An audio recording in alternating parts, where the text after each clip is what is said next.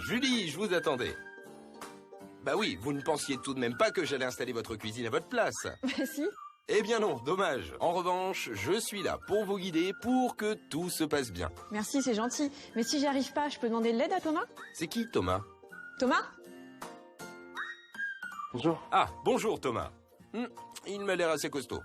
Dans ce cas, quand vous avez besoin de lui, vous pouvez l'appeler. Pas de problème. Au fait, Julie, vous avez fait couper le gaz, l'eau et l'électricité par un professionnel. Non, parce qu'il ne faut jamais le faire soi-même, Julie. Il faut demander à un professionnel agréé. Bah justement, Thomas s'en est chargé. Oui, c'est bon, c'est coupé. Parfait. Maintenant, Julie, on y va. Contrôlez le nombre de colis en vérifiant sur le bon de commande. C'est bon? On a tout? C'est bon. Super. En plus, je vois que vous aviez déjà tout réparti par ordre de montage. Bravo. Maintenant, on peut commencer. Pour cette étape, nous avons besoin d'un niveau à bulles, d'une équerre et d'un crayon. Et bien sûr, de la notice de montage. D'abord, on va s'assurer que les murs et les sols sont bien plats à l'aide du niveau à bulles. Et on ne s'inquiète pas si le mur n'est pas complètement droit, on verra plus tard comment rattraper ça avec des cales.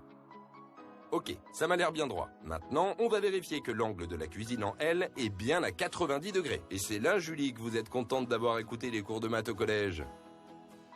Pareil que pour les murs. S'il n'est pas exactement à 90 degrés, on pourra rattraper ça en coupant les plans de travail. Évidemment, je me doute qu'au préalable, vous vous êtes bien assuré que les murs peuvent soutenir les rails de fixation et les caissons. N'est-ce pas, Julie? Tu vas voir, ça va tenir. Il faut prévoir des vis et des chevilles adaptées aux murs. Petite info, elles ne sont pas fournies.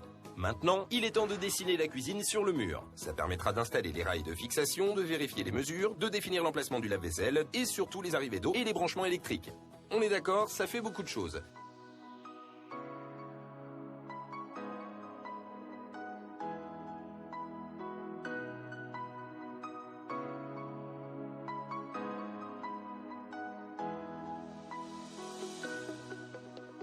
Ah, Julie, il faut impérativement laisser 82,5 cm entre le point le plus haut du sol et l'arête inférieure du rail de fixation.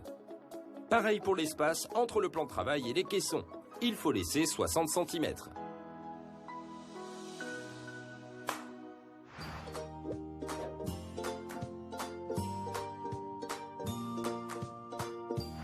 C'est très bien d'avoir dessiné les emplacements sur le mur. On va pouvoir installer les rails de fixation. Pour ça, il nous faut la notice de montage, un tournevis plat, un tournevis cruciforme, un crayon, un niveau à bulles, une scie à métaux, un mètre ruban, une perceuse et un café. Quoi? Oui, prenez un café si vous voulez. Ça vous redonnera des forces pour la suite. Non, merci, ça va. Ok, comme vous voulez. Bon, le but du jeu est simple. Fixer au mur les rails de fixation qui permettent d'accrocher les caissons. Bien sûr, on n'oublie pas de mesurer chaque segment dont on a besoin sur les meubles du bas et les meubles du haut. Une fois qu'on a pris les mesures, on scie le rail à la bonne taille. Ensuite, on applique le rail sur le mur. C'est d'ailleurs l'occasion de vérifier à nouveau si les tracés sont droits. Allez-y, vous pouvez pointer les points d'ancrage sur le mur. On retire le rail et on perce.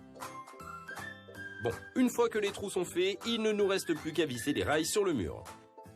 C'est d'ailleurs maintenant qu'on vérifie si les murs sont bien droits. Et si besoin, on peut mettre des cales entre le rail et le mur. Allez, je sens que vous en avez besoin de ce café. Posez-vous quelques instants si vous voulez. Allez, on y retourne. Ah, On a du boulot là. Bon, c'est le moment d'attaquer la pose des caissons. Où est Thomas? Je suis là. Ah, très bien. Dans ce cas, munissez-vous d'une visseuse et d'un marteau. Et n'oubliez pas de vous munir de la notice de montage. Ça sert toujours.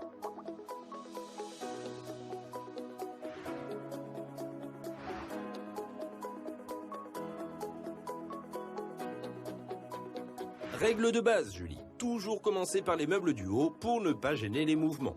Et comme ça, on alignera le reste des caissons par rapport à celui-ci. Une fois que c'est fait, on peut accrocher les caissons suivants et les solidariser à l'aide des vis fournies.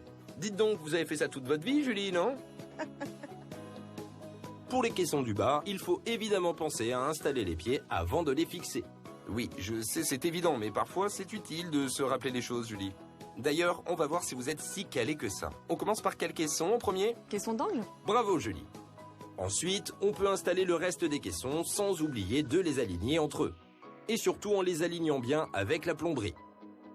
Une fois qu'ils sont tous fixés, vérifiez qu'ils sont bien droits. Ah oui, très important. Si vous installez une colonne, il faut d'abord poser le panneau de finition. La fixation de la finition se fait par l'intérieur de la colonne à l'aide de vis.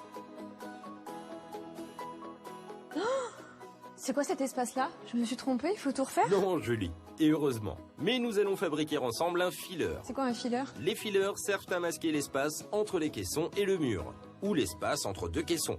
Thomas? Oui? Vous avez besoin de moi? Non, c'était pour voir si vous suiviez. Alors, à nous les fileurs. Julie, reportez la distance qu'il y a entre les caissons en haut et en bas du fileur. Coupez dans le panneau de bois fourni votre fileur. Si vous voyez que votre mur n'est pas rectiligne, on glisse le fileur le long du mur et on reporte à l'aide par exemple d'un crayon le profil du mur sur le fileur. Et ensuite, on scie. On peut maintenant mettre le fileur entre le caisson et le mur et on le fixe à l'aide de vis. Parfait Julie, vous êtes parfaite.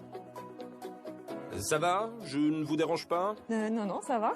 Sauf qu'on doit y retourner Julie. On a un plan de travail à poser. Allez.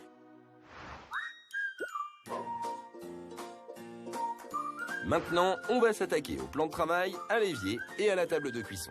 Pour tout ça, il nous faut la notice de montage, un tournevis cruciforme, une visseuse, une scie circulaire, une paire de ciseaux, un cutter, un pistolet pour tube de silicone, un ruban de masquage et un crayon. C'est un plan de travail, non? Exactement. Alors, on commence par contrôler les dimensions du plan de travail et on n'oublie pas l'emplacement de l'évier et de la table de cuisson. Pour couper le plan de travail bien net, on utilise une scie circulaire. Une fois que c'est fait, il faut identifier l'endroit où sera situé l'évier. On s'assure que la surface est propre, c'est mieux pour éviter les taches, et on pose l'évier à l'endroit souhaité. Ensuite, on trace le contour de l'évier sur le ruban de masquage. Julie, c'est le moment de récupérer votre scie sauteuse.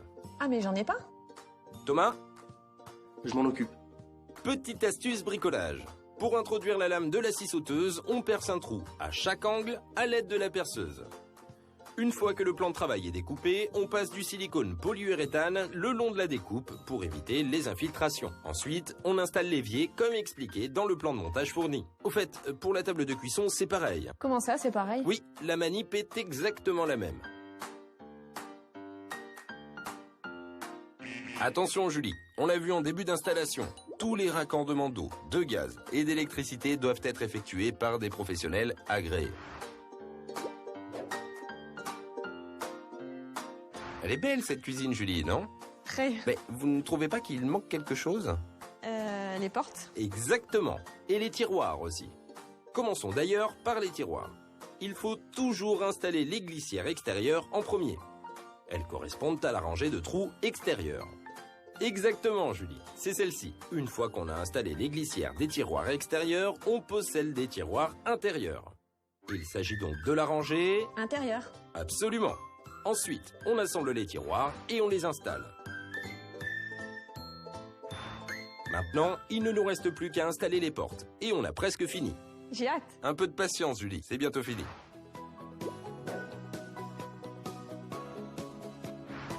C'est pas très joli cet espace-là. C'est donc pour ça qu'on va installer des plinthes. Ah, tenez, vous pouvez vérifier la hauteur des caissons par rapport au sol, s'il vous plaît, Julie? 80 mm. Parfait, c'est exactement la taille de nos plinthes. Du coup, vous pouvez fixer les clips de fixation sur les plinthes et fixer les plinthes au pied des caissons. N'oubliez pas que vous devez également fixer des grilles de ventilation à l'endroit où vous installerez un four, ou par exemple un frigo. Oui. Ah, mon moment préféré, l'installation des poignées et des boutons. Là, on sent qu'on a bientôt fini d'installer notre cuisine. J'ai oublié quelque chose? Non, Julie, tout va bien. En revanche, pour installer ces poignées, on utilise un gabarit de perçage. Merci, Thomas. On pointe au crayon l'endroit où percer. Attendez, vous utilisez bien une mèche à bois, Julie? Oui. Alors c'est bon. Surtout, on garde la perceuse bien perpendiculaire à la surface pour percer droit. Bon, et il va falloir la monter, cette porte, maintenant. Oui, c'est mieux. Alors, on fixe la charnière et lorsqu'on la fixe au caisson, on doit entendre un clic. Ça y est. Non, je n'ai pas entendu le clic, Julie. Ça y est là. Pensez bien à régler les portes pour qu'elles soient alignées au caisson. Ah, je regarde votre bon de commande, Julie, et je vois que vous aviez commandé un rangement pivotant d'angle. C'est bien ça? Oui, absolument oui. Eh bien, c'est le moment de l'installer.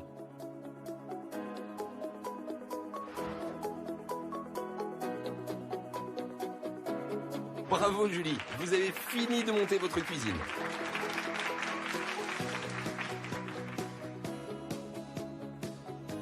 Qu'est-ce que vous faites là, Julie? Je me dépêche, j'ai des amis qui viennent manger. Ah bon, ok. Allez vous préparer, on va finir d'installer la déco avec Thomas. Ah, merci les garçons.